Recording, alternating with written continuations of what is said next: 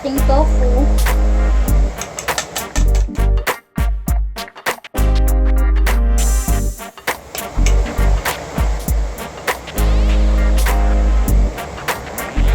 I-dip natin sa egg yung tofu. Tsaka natin siya isasawsaw sa cornstarch.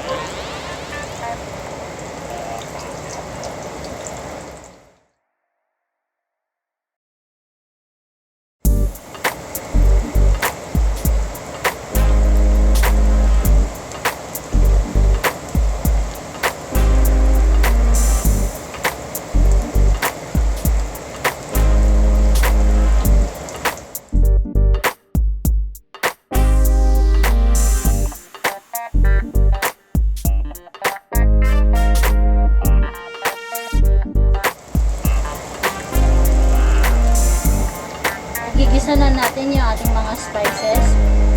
Sa una, yung sibuyas. Sunod ang ating luya.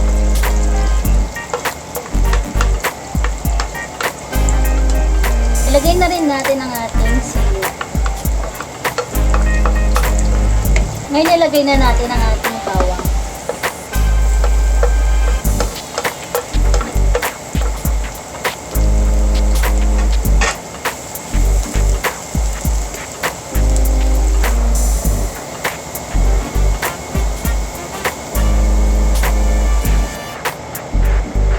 Pabawasan natin siya ng mantika, tapos itatabi natin yung ibang spices para meron tayong pang topping, so pang garnish.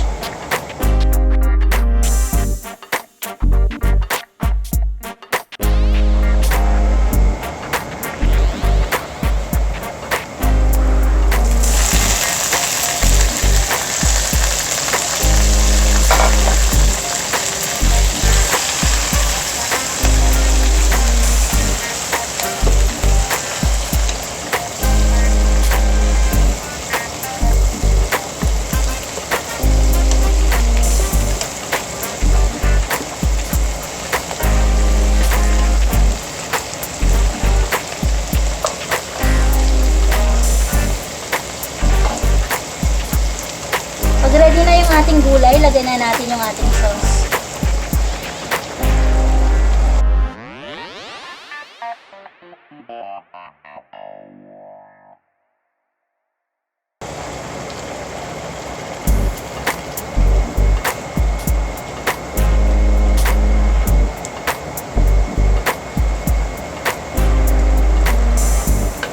Sunod na rin natin ang ating slurry.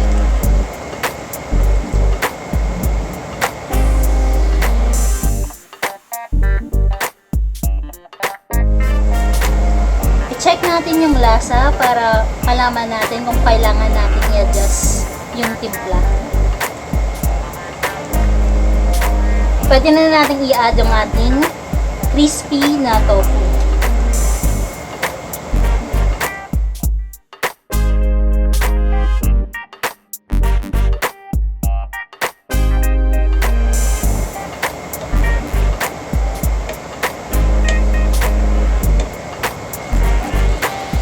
I-rest lang natin siya ng up to 30 seconds bago natin siya i-serve.